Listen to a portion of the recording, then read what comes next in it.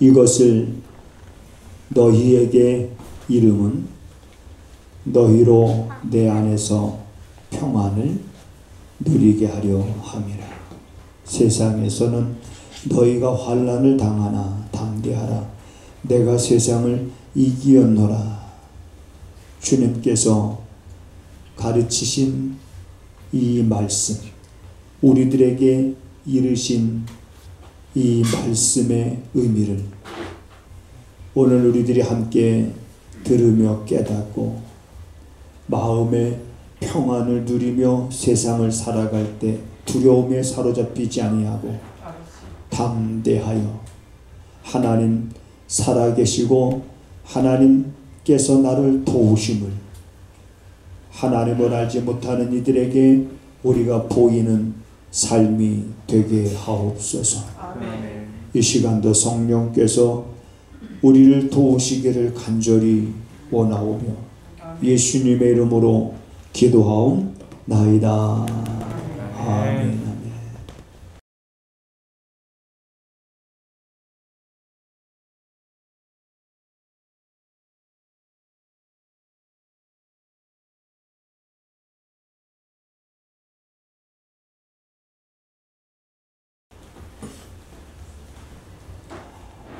이 땅에 살아가는 사람들에게 있어서 소원이 있다면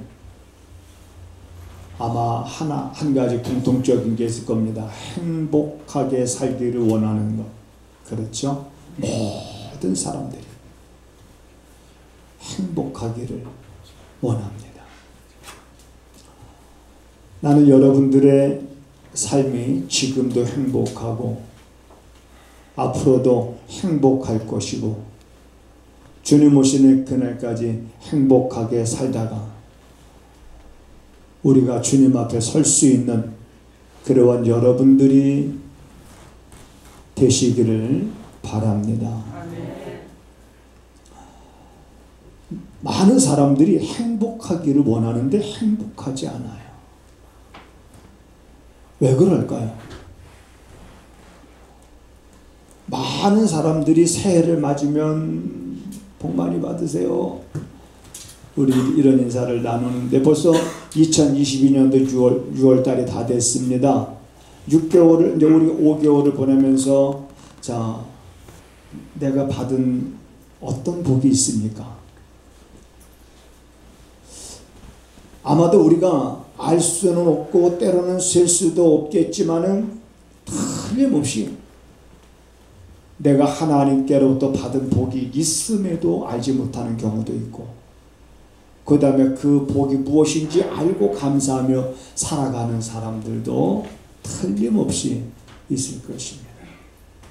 복 많이 받으세요. 우리 다 인사가 복이에요. 인사가 복. 그러니까 우리는 행복하게 살아야 됩니다. 지금 아멘 하신 분만 그러면 너무 인색할 것 같아서 제가 다시 한번 우리는 행복하게 살아야 됩니다. 아멘. 하루를 살아도 행복하게 살아야 됩니다. 아멘. 여러분 우리가 1년을 살더라도 행복하게 살아야 됩니다. 아멘. 내가 10년을 산다 할지라도 그 10년을 우리는 행복하게 살아야 됩니다. 그런데 이렇게 행복하게 살기를 원하는 마음은 가득하고 누구에게나 그런 소망이 있지만 그렇게 살아가는 사람들이 세상엔 그렇게 많지 않다는 것을 그 많지 않은 사람들 가운데 여러분들이 하나의 행복한 삶의 좋은 모델이 되시기를 주님의 이름으로 축복을 드립니다. 자, 우리 옆에 분과 그렇게 한번 인사 나누겠습니다. 행복하게 삽시다. 한번 이렇게 인사 나눠보세요. 행복하게 삽시다. 행복하게 삽시다. 제가 어디선가 이제 이렇게 서로 인사를 시켰어요. 자, 우리 옆에 사람과 행복하게 삽시다. 인사 나눕시다. 그랬더니 이제 부부가 앉았는데 다들 이제 옆에서 행복하게 삽시다. 그랬는데 이 부부가 손을 안 내밀더라고. 안 내밀고 당신만 잘하면 돼. 과연 그럴까요? 네. 나는 충분히 잘하고 있으니까 당신만 잘하면 된다. 여러분, 행복은 그렇게 해서 만들어지지 않습니다. 행복은 같이 잘해야 됩니다. 나도 잘하고 너도 잘하고. 근데 잘하고 싶은데 잘하고 싶은 마음이 안 드는 거야. 잘하고 싶은데 잘하고 싶은 마음이 안 드니까 이게 또 어려운 거야. 잘하고 싶은데 잘하고 싶은 마음이 안 드니까 그게 속상하고 그게 결국에는 걸림돌이 돼서 행복하게 살고자 했던 그 작은 소망이 때로는 물거품이 되어버리는, 한없이 나락으로 떨어지는 그러한 모습도 우리가 보게 됩니다. 이 행복을 다른 말로 저는 이렇게 생각하고 싶습니다. 평안. 오늘 예수님께서 이것을 너희에게 이름은 너희로 내 안에서 평안을 누리게 하려 함이니라 라고 말씀하셨어요.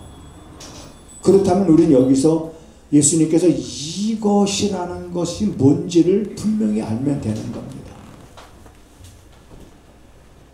내가 지금 너희들에게 말하고 있는 것, 이것, 내가 이것을 너희들에게 이름은 너희로 내 안에서 평안을 누리게 하려 함이니라.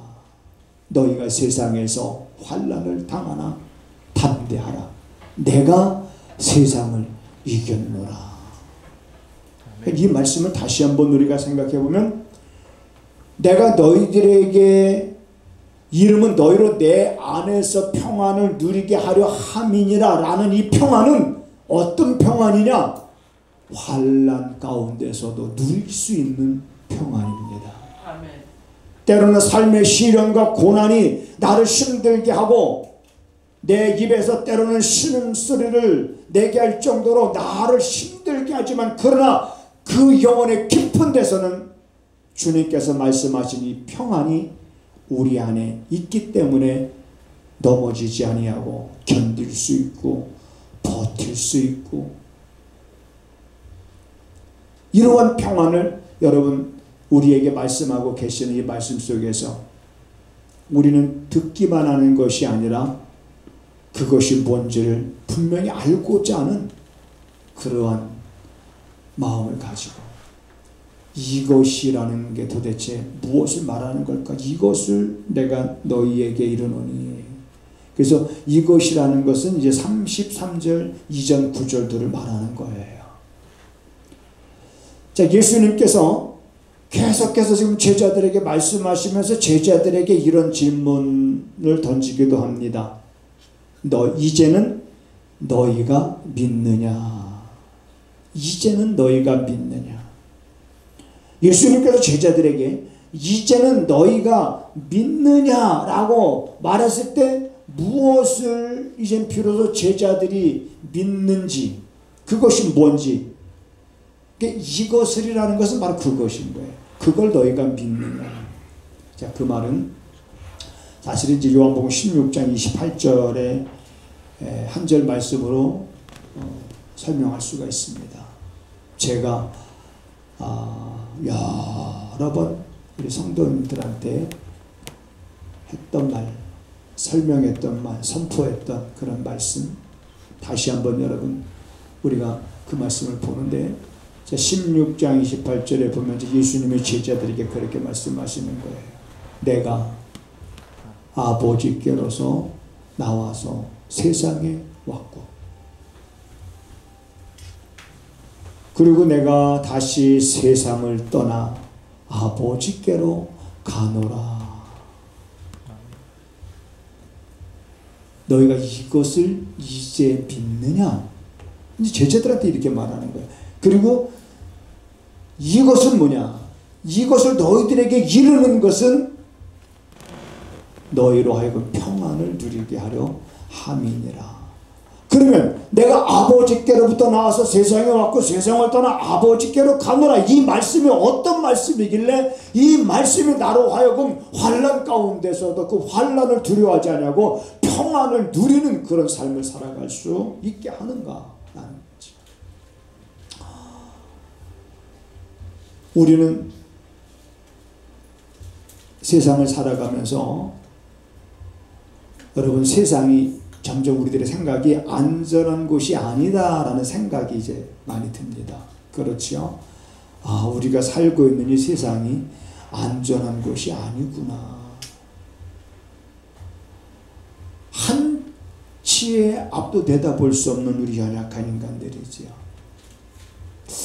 여러분 가운데 혹시 하나님 앞에 이런 기도 해보신 분 있습니까? 하나님, 5분은 너무 긴 시간이고 한 2, 3분만이라도 내가 앞일을 미리 볼 수 있도록 해주세요.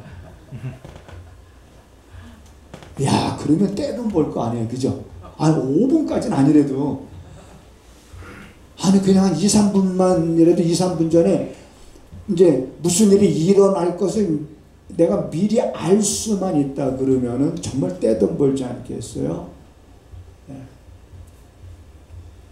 그걸 알지 못해가지고 여러분 길 지나가다가 차가 생각지도 않게 들이받아서 죽은 사람들이 있지 않나. 지나가는데 건물이 무너져서 해를 당하는 사람이 있지 않나. 여러분, 억울한 사람 중에 어떤 사람이 억울하겠습니까? 예를 들어서 버스를 타려고 정거장에 가는데 버스가 막 출발했어요. 하고 그거 놓치면 안 돼. 시간이 늦어. 그러니까 차가 출발했지만 그 버스를 타려고 막 뒤쫓아가자니까요. 그러면 백밀러로 운전자 기사가 볼 거 아닙니까? 그러면서 막 길을 쓰고 막 달려가서 그 다음에 버스 뒤에를 막 치니까 이제 기사가 마지 못해서 차를 세워서 탔어요. 탔는데 그만 다리를 건너가다가 그 다리가 무너져가지고 죽었어요. 안 탔으면 좋았어요. 놓친 게 다행인데 얼마나 억울합니까? 그러니까 이것이 뭐냐면 우리가 알 수가 없는 거예요. 한치 앞도 우리는 알 수가 없는. 또 세상은 안전한 곳이 아니에요.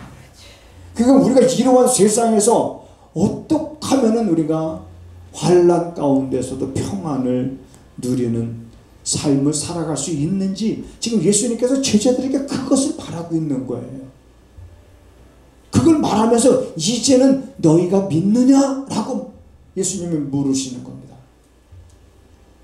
그때 제자들은 뭐냐면 그제서야 예수님께서 하늘에서 아버지께로부터 이 땅에 오셨다는 것을 제자들이 믿기 시작하면서 예수님이 제자들에게 그렇게 물으신 거예요. 이제는 너희가 믿느냐. 출애굽기 18장에 보면 이제 모세가 이스라엘 백성들을 이끌고 가나안 땅을 향해서 가는 도중 광야에 머물게 됐을 때 누가 찾아오냐면 모세의 장인 이드로가 찾아옵니다. 모세의 부인과 모세의 아들들을 데리고.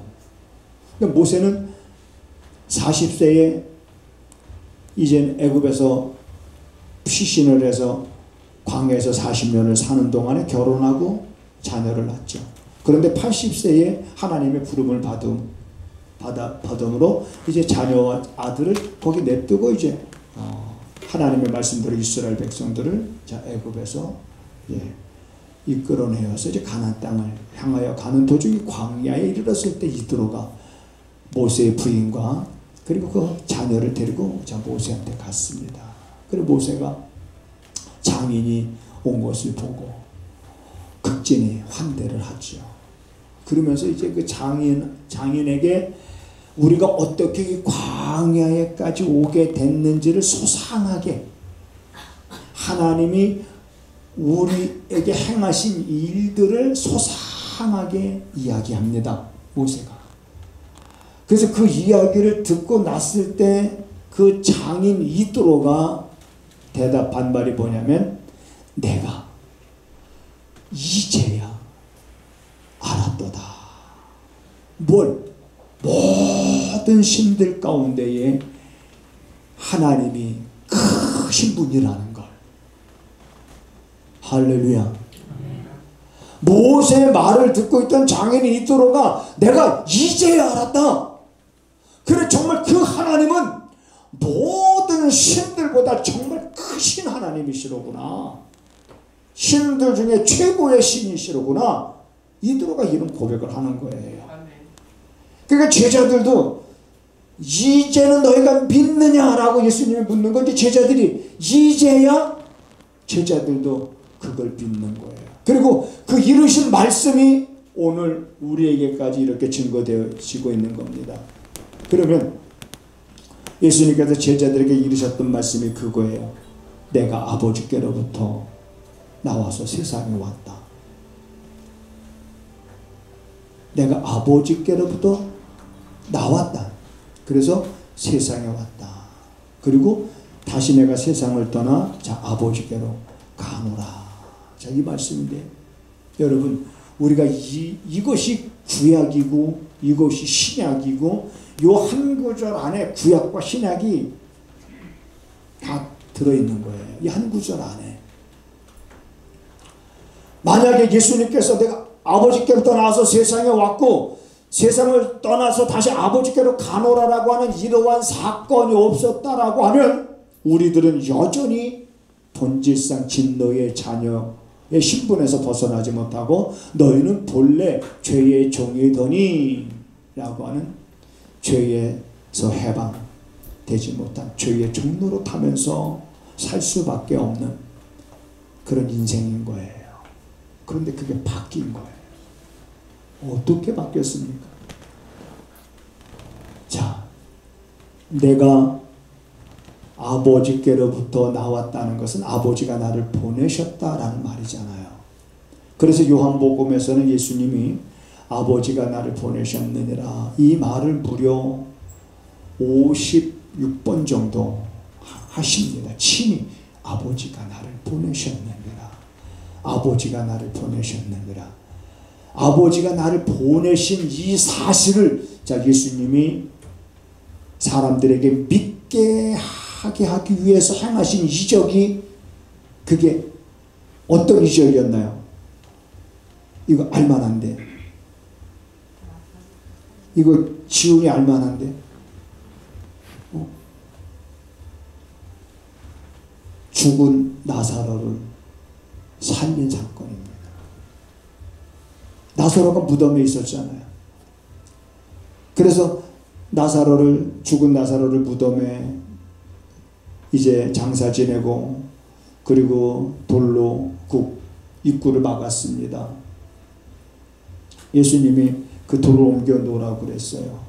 사람들이 벌써 죽은 지 벌써 지나서 이렇게 냄새가 날 겁니다. 예수님 신경도 안 쓰시죠. 옮겨놔라. 옮겨놨어요. 예수님 기도하시잖아요. 뭐라고 기도하십니까? 여기 둘러서 무리를 위함이니 아버지께서 나를 보내신 것을 저희로 믿게 하려 함이니이다 하시고 가라사대 큰 소리로 나사로야 나와라 하니까 나사로가 걸어 나오더라. 아버지가 나를 보내신 것을 믿게 하려고 예수님이 이 기적을 행하신 거예요. 성경에 그렇게 기록이 되어져 있음에도 많은 사람들이 그거를 간과합니다. 잘 몰라요. 아버지가 나를, 자 그렇다면 여러분 우리 여기서부터 문제가 풀어지기 시작하는 거예요. 자, 아버지가 나를 보내셨느니라. 그러면 보내실 때 어떤 임무를 줬을 거 아닙니까? 그냥 보내지 않았겠죠. 우리가 누군가를 보낼 때 어떤 임무를 줄 거 아니에요. 우리가 아이들을 슈퍼에 보내더라도 뭐 콜라를 사오라고든지 뭘 사오라고, 두부를 사오라고 그러든지, 너 저기 가서 콩나물을 사오라고 그러든지 어떤 임무를 줄 거 아니에요. 그래, 아버지가 아들을 세상에 보낼 때 그 임무를 주셨고, 예수님은 그 임무를 가지고 세상에 오신 겁니다. 그리고 십자가에서 예수님이 달리셨고 돌아가실 때 그분이 하신 말씀이 뭡니까? 내가 다 이루었다 선언하시잖아요. 그 다 이루었다라고 선언하셨을 때 그 다 이루신 게 뭡니까? 다 이루신 게 아버지가 주신 일, 아버지가 맡긴 임무를 다 이룬 거예요. 그러면 그 임무가 뭐냐고 우리가 다시 또 질문을 해야죠. 그 임무는 우리가 히브리서 9장 12절에 가보면 양과 염소 필요하지 않고 자기 피로서 영원한 속죄 제사를 단번에 이루셨느니라. 뭘 다 이뤘다고요? 영원한 속죄 제사를. 그래서 다 이루시고 십자가에서 예수님은 임무가 끝났어요. 임무가 끝나신 주님은 여기 더 계실 필요가 없었던 거죠, 세상에. 그래서 빌립보서 2장에 나오는 말씀, 그는 근본 하나님의 본체시나 하나님과 동등됨을 취할 것으로, 이 취할 것으로라는 말이 뭘로다도 번역이 된다고요? 보류라는 말. 그러니까 그는 근본 하나님의 본체이시고 하나님과 동등하지만 동등하심을 취할 것으로 여기지 않았다. 이 말은 그 자리를 보류하셨고, 보류하신 동안 이 세상에 오셨고, 그리고 이 세상에서 아버지가 주신 임무를 다 이루시고, 그리고 보류하셨던 자리로 예수님이 가셨다. 이게 빌립보서 2장 6절, 7절, 8절의 내용인 거예요. 그럼 여기서 예수님의 다 이루심으로 인하여, 영원한 속죄를 이루심을 인하여 이제는 우리가 죄에서 해방된 거예요. 십자가로 승리하셨느니라. 예수님께서 이 땅에 나타나심으로 말미암아 밝히 드러났으니, 뭐가? 썩지 않을 것이 밝히 드러났다. 썩지 않을 것이 뭐냐? 영원한 생명을 말하는 거야. 예수님이 십자가에서 승리하셨다는 말은 십자가에서 사망을 패하셨다. 사망을 패하셨다는 건 뭡니까? 죄의 삭은 사망이잖아요. 죄의 삭은 사망인 거예요. 근데 사망을 패하신, 왜? 죄 문제를 해결하셨습니까? 그러니까 예수를 믿는 우리들은 사망과 상관이 있어요, 없어요? 상관이 없는 거예요. 그래서 사망에서 생명으로 옮겼느니라. 요한복음 5장 24절에서 우리에게 이렇게 말하고 있는 겁니다. 자, 그러면서 이제 본질상 진노의 자녀였던 우리들이 하나님의 자녀가 됐어요. 죄의 종이었던 우리가 이제는 의의 종으로 바뀌어졌습니다. 사망에 고하던 우리가 이제는 생명으로 옮겨졌습니다. 어둠에 고하던 우리들이 빛으로 이제는 빛에 고하게 되었습니다.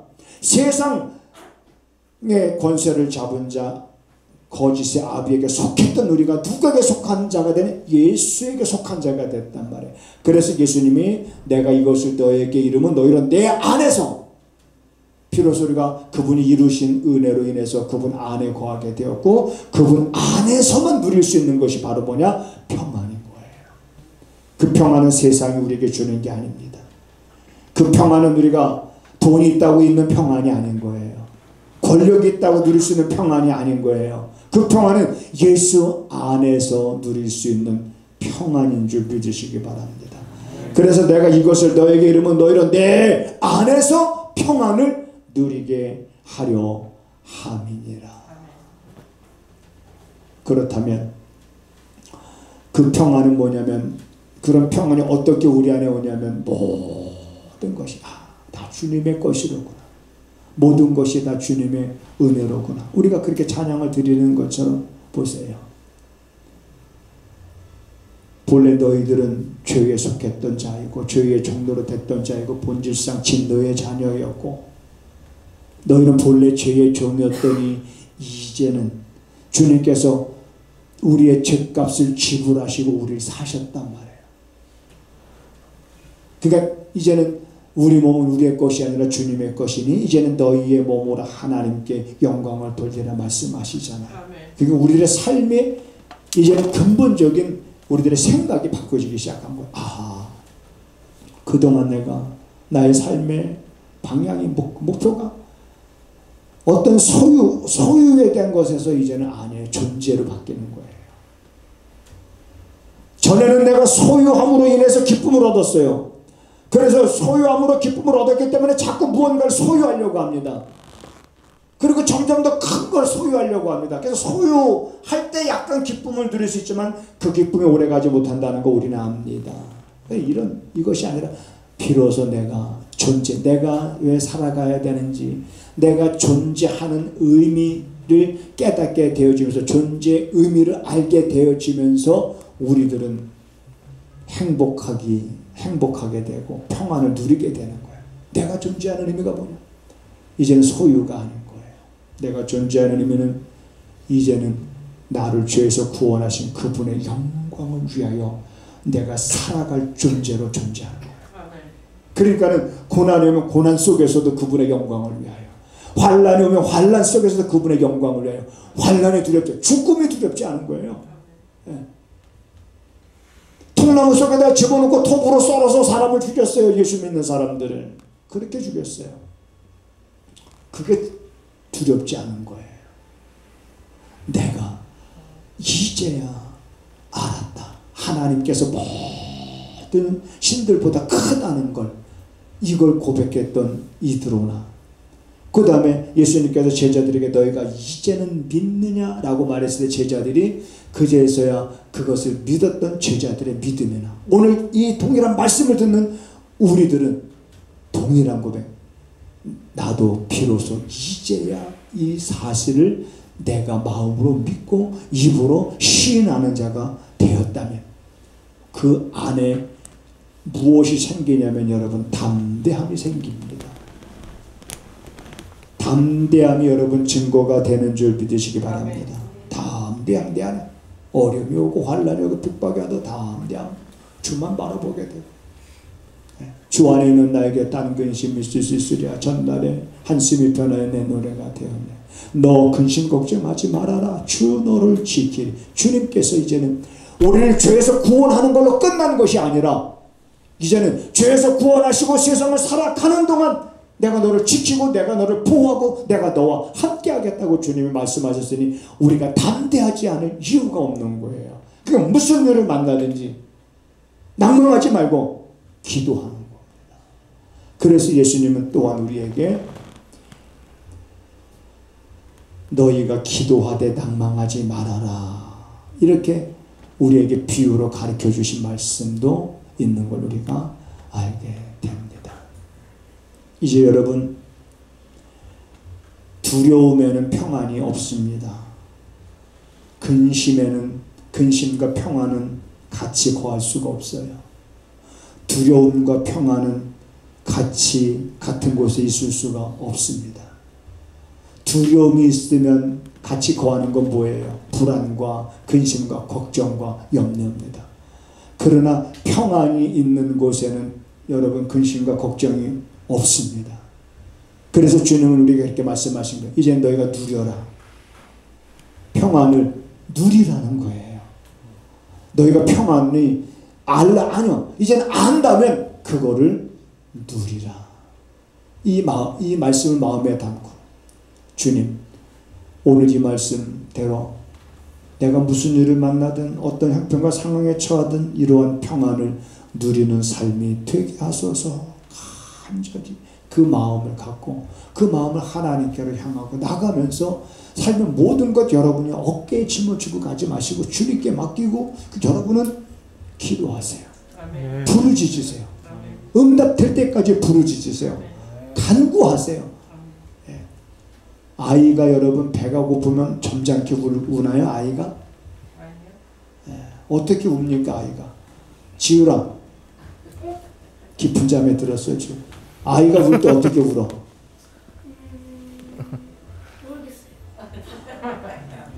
그렇죠. 자지러지게 웁니다. 그리고 우리 그렇게 울지 않더라도 내 영혼의 깊은 데서 때로는 상심하고 아픈 이 마음, 입으로 소리는 나지 않지만 간절히 기도했던 여인이 누구였어요? 한나였어요. 얼마나 그렇게 기도했으면 그 모습이 제사장이 볼 때 술 취한 여자로 보였거든요. 한나가 그게 아니었는 것을 말하잖아요. 그런 간절함. 하나님은 여러분의 기도에 귀를 기울이십니다. 하나님은 여러분들이 마음에 하나님께로 향해지기를 하나님은 기다리고 계십니다. 그리고 우리에게 이미 다 주실 것을 부족하신 분이 아니기 때문에 내가 향하고 내가 부르짖고 내가 준비만 되면 하나님께서 채워주지 못할 것이 없으니 그 체험을 통해서 늘 여러분 평안을 정말 누리며 나는 여러분들이 또 한 주간 열심히 살아가시기를 주님의 이름으로 축복을 드립니다. 아멘. 믿음으로 하나님 앞에 예물을 드립니다.